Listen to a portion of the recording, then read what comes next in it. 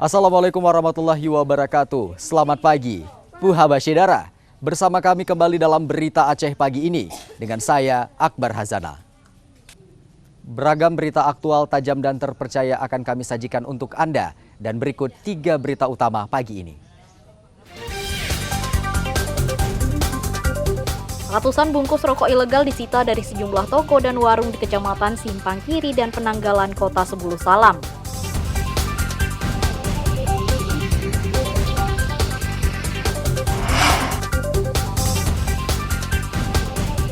Kembali dari pengungsian, korban banjir mulai bersihkan rumah dari lumpur.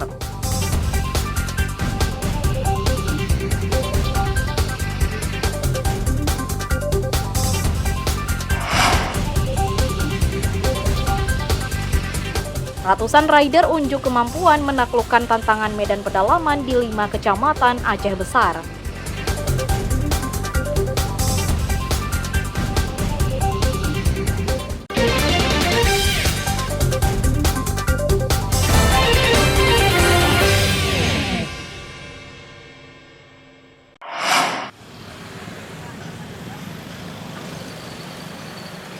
Ratusan bungkus rokok tanpa cukai disita petugas Satpol PP bersama bea dan cukai dari sejumlah toko di Kota Sebulu Salam. Rokok yang disita merupakan selundupan di daerah tersebut selama beberapa bulan terakhir. Petugas mendatangi satu persatu warung dan toko di Kecamatan Simpang Kiri dan Penanggalan. Mereka memeriksa barang dagangan terutama rokok. Dari pemeriksaan ditemukan ratusan bungkus rokok ilegal dijual di Kota Sebulu Salam. Dalam razia kali ini, petugas baru menyita rokok ilegal dari 2 pedagang dan akan berlanjut. Rokok produksi luar negeri ini disita petugas lantaran dijual di toko dan warung tanpa cukai. Penjualan rokok tersebut mengakibatkan kerugian negara. Rokok tanpa cukai ini dijual murah atau hanya sepertiga dari harga rokok produksi dalam negeri. Meski diedarkan secara sembunyi-sembunyi, rokok ini banyak diminati. Kami pun melakukan secara persuasif melakukan razia toko ke toko untuk memeriksa apakah ada rokok-rokok yang memang sifatnya dari luar tanpa bea cukai yang bisa merugikan negara. Jadi kami menemukan berapa ratus batang lah yang ada di sana. Kami juga sudah menyita dan kami hanya memberikan peringatan supaya tidak lagi menjual rokok ilegal tersebut. Petugas mengimbau pedagang tidak lagi menjual rokok ilegal. Selain menimbulkan kerugian negara, rokok tanpa cukai ini berisiko lantaran tidak ada jaminan dari otoritas terhadap keamanan pembeli. Tim Liputan melaporkan dari Kota Sebulu Salam.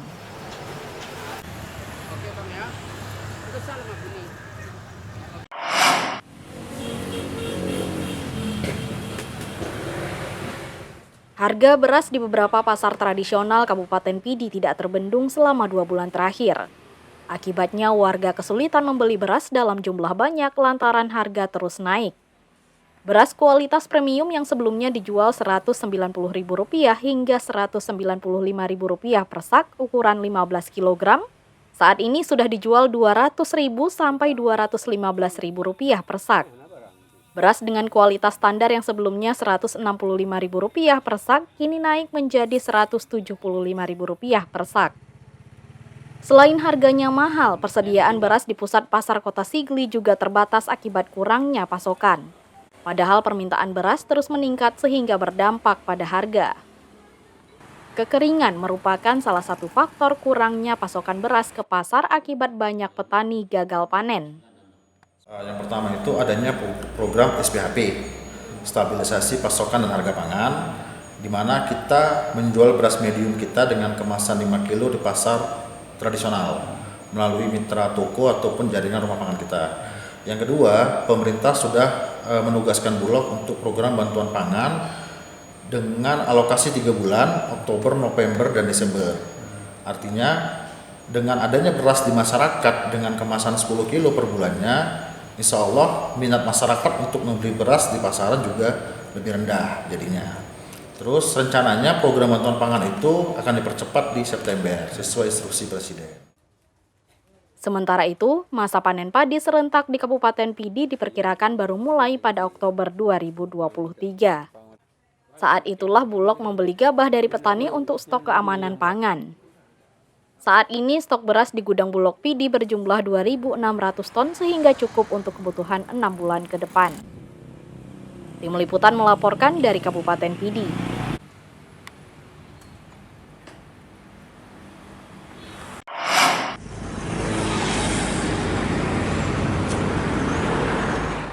Kenaikan harga bahan bakar minyak BBM non-subsidi sejak 1 September 2023 lalu berdampak pada harga sejumlah kebutuhan pokok. Daya beli menurun lantaran warga harus menambah pengeluaran untuk membeli BBM non-subsidi karena BBM bersubsidi sering tidak tersedia. Akibatnya, transaksi di sejumlah pasar tradisional Aceh Timur lebih sepi. Sepinya pembeli diakibatkan harga kebutuhan pokok yang mahal, terutama sayuran dan bumbu dapur. Setali 3 uang, harga beras juga mahal, meski bukan karena kenaikan harga BBM non-subsidi.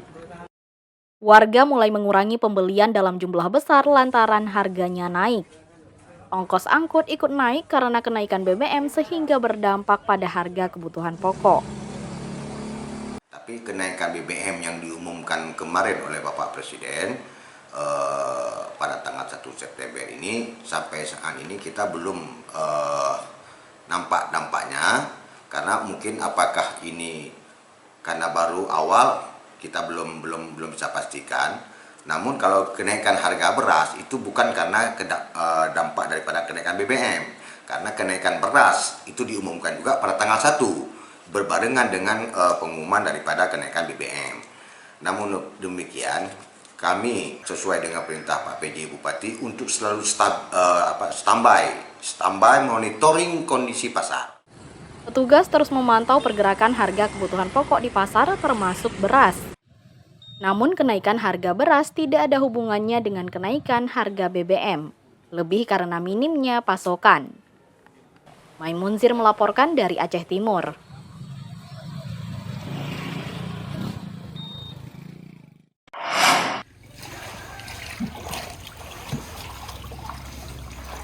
Banjir di 8 kecamatan Kabupaten Aceh Utara mulai surut. Warga pun mulai kembali untuk membersihkan rumahnya dari lumpur dan material banjir lainnya. Warga masih was-was kembali dilanda banjir, apalagi tanggul Sungai Krumpase belum diperbaiki. Banjir bisa saja datang saat debit air sungai meningkat hingga meluap ke permukiman. Bencana banjir yang merendam ratusan rumah di 8 kecamatan ini merupakan yang ketiga kalinya selama setahun terakhir. Banjir masih mungkin terulang jika musim hujan melanda dataran tinggi Gayo dan Aceh Utara. Kondisi memang berat ini di sini kemarin. Memang nggak ada orang pun yang kunjung sini ya. Jadi kita memang bukan memang susah juga kita di sini. Kadang sebulan kadang bisa 4 kali 5 kali banjir. Ini memang itu hari ada tapi nggak berat kayak gini. Yang ini yang kemarin yang berat kali. Hari ini udah mulai bersih-bersih, Pak? Iya, udah mulai bersih-bersih. Meski demikian, warga sudah bisa menempati rumahnya kembali. Banjir tidak lagi menggenangi sekolah, sehingga Dinas Pendidikan dan Kebudayaan Aceh Utara segera mengaktifkan sejumlah lembaga pendidikan yang sempat diliburkan akibat banjir. Banjir merusak sejumlah peralatan sekolah dan fasilitas. Akibatnya menimbulkan kerugian hingga miliaran rupiah. Warga berharap pemerintah segera mencarikan solusi agar banjir tidak selalu berulang, terutama saat hujan. Ramadan melaporkan dari Aceh Utara.